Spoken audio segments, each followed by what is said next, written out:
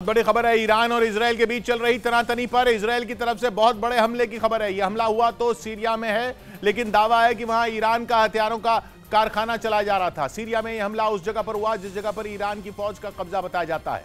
Israel और Iran के बीच पिछले कुछ दिनों से लगातार तनाव बढ़ा है।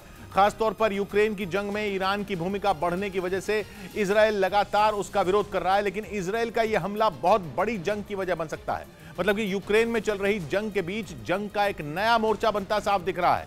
ईरान की फौज पर यह बीते कुछ महीनों का सबसे बड़ा हमला कहा जा रहा है, एक ऐसा हमला जो इजराइल और ईरान के बीच जंग की वजह बन सकता है, क्योंकि हथियारों की जिस फैक्ट्री पर इस बार इजराइल ने हमला किया माना जा रहा है वो ईरान के लिए बेहद जरूरी थी।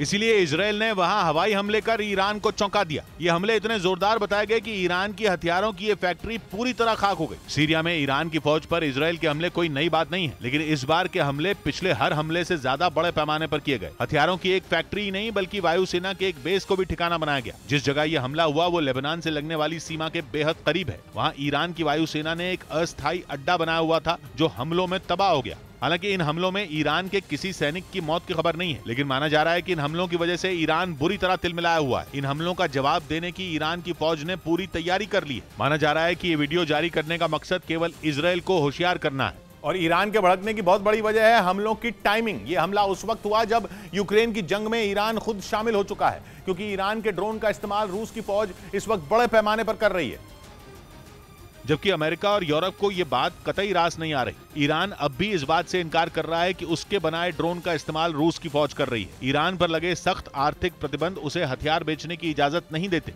यहाँ तक कि संयुक्त राष्ट्र के सदस्य देश ईरान से हथियार खरीद भी नहीं सकते।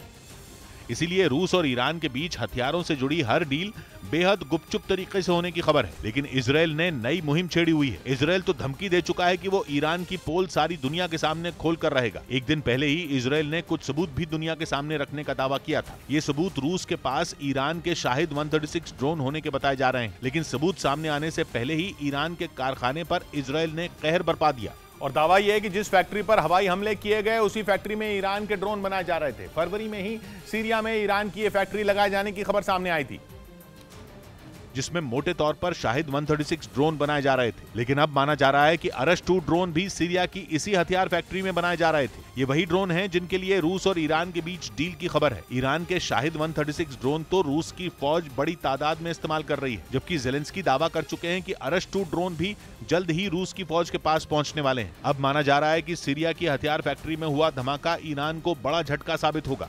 मतलब ये कि अब जो हथियार रूस की फौज को भेजे जाने थे उसमें लंबा वक्त लग सकता है। यही कारण है कि ईरान के लिए यह हमला बहुत बड़ा झटका है, ऐसा झटका जिसकी वजह से वो बुरी तरह छटपटा रहा है। अगर ईरान ने इजराइल के हमले का जवाब दिया तो दुनिया एक नई जंग की चपेट में आ जाएगी। अमेरिका और यूरोप अगर इजराइल के साथ खड़े होंगे तो रूस इस जंग में ईरान के साथ खड़ा दिखाई दे सकता है। यूक्रेन के मीडिया ने दावा किया कि जर्मनी से यूक्रेन की सीमा की सेना को कुछ घातक हथियार मिलने वाले हैं। खबर है कि जल्द जर्मनी इन हथियारों को भेजेगा, जिनकी मदद से ज़ेलेंस्की के जवान रूसी सेना पर कहर बरपाएंगे। पहले से ही यूक्रेन की सेना अमेरिका और दूसरे देशों से मिले हथियारों के दम पर रूस को मुंह तोड़ जवाब दे रही है। ऐसे में अब जब उसे जर्मनी से भी आधुनिक हथियार जल्द मिलेंगे तो वो और ताकत के साथ पुतिन के सैनिकों से लोहा ले सकेगी। बताया जा रहा है कि जर्मनी जल्द 2 मार्स 2 यानी medium artillery rocket system Ukraine को भेजेगा। इतना ही नहीं, वो उसे 4 आधुनिक हॉवित्जर भी देगा। यूक्रेन के राष्ट्रपति ज़ेलेंस्की की अपील के बाद जर्मनी ने और हथियारों की मदद देने का फैसला लिया। और जो रॉकेट लॉन्चर जर्मनी यूक्रेन की सेना को भेजेगा वो पुतिन की फौज पर भारी पड़ सकते हैं, क्योंकि ये 10 से 40 किलोमीटर की दूरी तक अलग अलग टारगेट को एक साथ तबाह कर सकते हैं। यही नहीं, इस रॉकेट सिस्टम के जरिए कई तरह के रॉकेट दागे जा सकते हैं। इसका निशाना भी अचूक होता है और ये 1 मिनट में 12 रॉकेट दाग सकता है। एक से बढ़कर एक हथियार बनाने वाले इजराइल ने अब अपने जंगी जहाजों को दुश्मन की मिसाइलों की बचाने के लिए ऐसा दमदार इलेक्ट्रॉनिक वॉरफेयर सिस्टम बनाया है जो कि पूरी तरह से डिजिटल है। इजराइल की डिफेंस कंपनी राफेल ने इस सिस्टम को बनाया है, जिसने एक एनिमेटेड वीडियो के जरिए अपने नेवल इलेक्ट्रिक वॉरफेयर सिस्टम की ताकत दुनिया के सामने पेश की। वीडियो में एक जहाज समंदर पर तेजी से चलता नजर आया, लेकिन अभी उसने वार किया भी नहीं था कि दुश्मन के रडार ने उसे डिटेक्ट कर लिया। फिर क्या था, मिसाइलें अपने लॉन्चरों से निकलकर जहाज की तरफ चल पड़ी। मिसाइलों के रडार ने अपने टारगेट को ढूंढने के लिए नजरें इधर उधर घुमानी शुरू कर दी, लेकिन तभी जहाज पर लगा Rafale electronic warfare system active हो गया। उसने मिसाइलों के रडार को ही जैम कर दिया और हवा में ऐसे डिकॉय छोड़ दिए जिन्होंने दुश्मन की मिसाइलों को कंफ्यूज कर दिया। उन्होंने समंदर में हूबहू जंगी जहाज का ऐसा माया जाल बुन दिया कि मिसाइलों को लगा कि वही उनका टारगेट है। दुश्मन की मिसाइलें जंगी जहाज की परछाई से भिड़कर सुहा हो गईं और फिर जहाज ने अपना काम शुरू कर दिया। उसने धड़ाधड़ इतनी मिसाइलें चलाईं कि उनके धमाकों से दुश्मन का ठिकाना तबाह हो गया।